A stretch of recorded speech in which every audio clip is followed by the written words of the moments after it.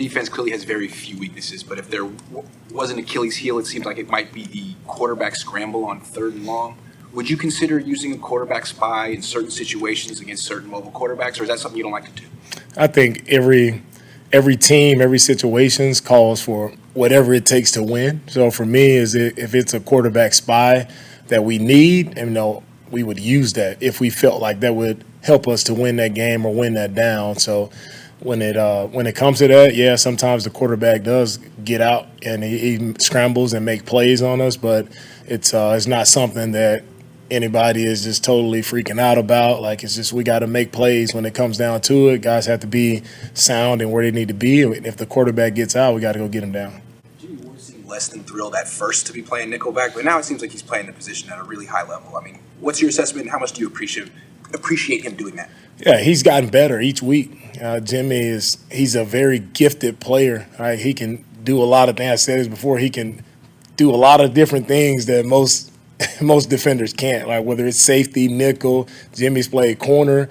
Not that we're asking him to do all that, but he is the guy who has the flexibility. He has that God-given ability to go in and play the slot for us, and he's done a great job, and he's getting better each week.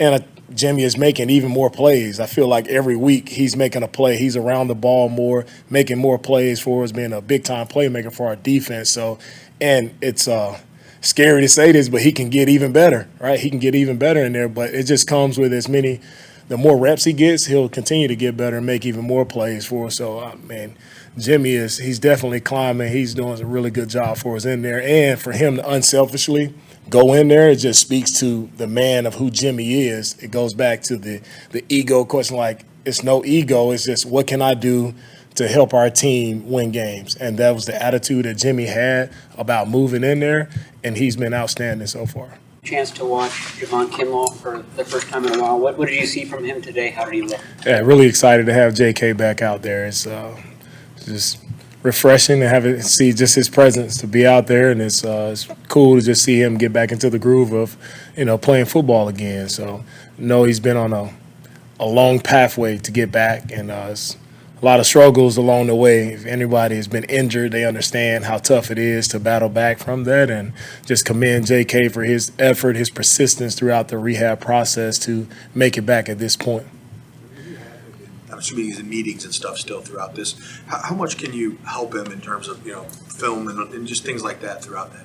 Yeah, the biggest thing with him is just getting the body right. I think when it comes to ball and playing ball, guys naturally just kind of sink back into football mode, but it's really just overcoming the mental hurdle of being injured. That's the biggest thing for injured players is the mental aspect of it and how much it drains you just from doing rehab so much. So once you get over that and you get back out on the field with your brothers and you're out there playing football again, all that stuff just goes out the window. Now you can get back to focusing on your techniques and getting better at your job.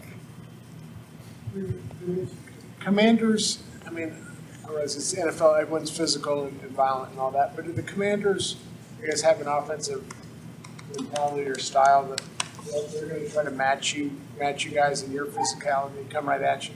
Yeah, we know Washington, they've done a really good job of running the football, controlling the game by they're first in time of possession. They do a good job of just trying to stay on schedule that way of not protecting the football, running the football really well with two really good backs, a good offensive line. So it'll be a really good matchup for us. And when it comes to the run game, probably the best run game we've seen since Atlanta. So it'll be a really good matchup for us.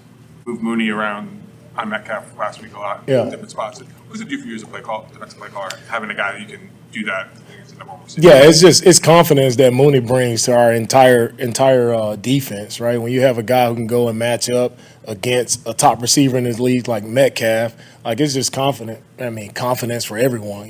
Mooney's going to go over there. He's going to do a great job no matter who he's lined up against. So it's a breath of fresh air knowing that he can handle the top wide receiver on the other team. Have that in mind? Is that could be a way you could use him, or do they just kind of emerge naturally through conversation? Everything just emerged. Just from a game plan standpoint of what we need to do to win the game. That particular week versus Seattle, we felt like that's what we needed to do, and that allowed us to win the game. Mooney played an outstanding game, right? He challenged their best guy, and he went up and made plays. So I'm really happy for Mooney and for him to go out and play that way. That allowed us to be, NFC West champs. So it's, all the credit hat off to Mooney for the job that he did. It was awesome to watch. You guys have a fair amount of stars on defense, and it seems not a lot of ego, and that seems to be kind of the case throughout the team. Is that something you guys talk about a lot, or is that just kind of naturally the kind of people you have? Yeah, I think it starts with the people that you bring in, right? And it's also about the guys gelling together with the leaders that we already have here. When you have Bosa, Eric, Fred, guys who are not big ego guys who are team first guys, it's just the culture that that Kyle and John have created here in our locker room, just overall, right? When you come in, nobody is bigger than the next man. And the only way that we thrive as a team, as a defense, is everybody just doing their job and playing together. That's what makes us a really good defense, is when we play together. I always tell the guys, no one needs to play hero ball. You're not on the field by yourself, right? So if you take that mindset that all I have to do is my part, do my job, then we'll play really good football. And that's what guys have been doing, and nobody is saying, oh, look at me, or what I've done, or looking at their own personal accomplishments. It's all about us collectively as a unit. What are the most dangerous aspects of Heineke, and same goes for Wentz if he comes in to replace him? I think Heineke has done a really good job of just managing the game for him, and I think here in this last game, you've seen them take a few more shots downfield, so I would anticipate them trying that on us, taking some more shots downfield. They have really good receiving core. I have a lot of respect for it. Those guys can go up and make plays on the ball. So, we have our hands full not only with the run game, but also with the receiving core. They're a really talented group of guys. So Heineken can definitely push it downfield and get the ball to those guys. Someone like Armstead, to miss all the time that he missed, I think it was 8 games, and then come back and be impactful now. I mean, like right away. Yeah. Sometimes it doesn't happen that way all the time. Yeah, the first thing is you have a very dominant player in Armstead, and he's been a great player in this league for a long time, so it doesn't take him long to get back going or to get back into the football mode. Like, once he hits the ground, he hits it running, and he's affecting the game. When it comes to our pass rush, I feel like it's different when Eric is in there, because he can just do things that other players can't. And Eric he's been a good player for many years now, and he's just always steady, always consistent, always around the ball making plays. And the cool part about Eric is he makes everyone around him better. So I feel like our defensive line, our defense in general, has played better by having Eric back, and just happy to have him back. And with his presence and his playmaking ability, has allowed us to play even better.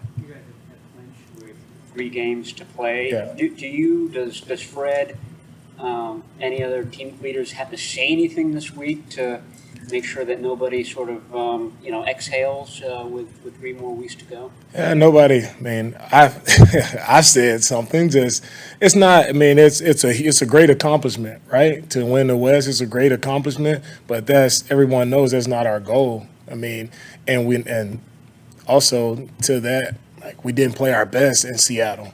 Like, there's a lot of things that we can do much better, right? If we want to go where we want to go, like, we have to play better on defense. And guys understand that wasn't our best game. And if we want to be a great team and move on, like, we have to play better defense. And guys got that message, and they understand what we need to do. So there's no take a breath, take a breather. It's none of that. It's no time to relax. It's actually a time to pick it up for everybody, for us. DeMeco, I got a non-football question for you. Yep. What are your favorite Christmas traditions and your favorite Christmas song? Favorite Christmas song would be Silent Night by the Temptations. And favorite Christmas tradition, I would say it's when I was younger, like, my family always we have a huge gathering on Christmas Eve, and everyone would just always exchange gifts, no matter, it didn't matter about how much the gift cost, right? It was a matter of giving, and everybody just being thankful for what they had. And it was just a really cool time for the family to get together. And I think that's what, Christmas, it's all about, just family, being around each other, right?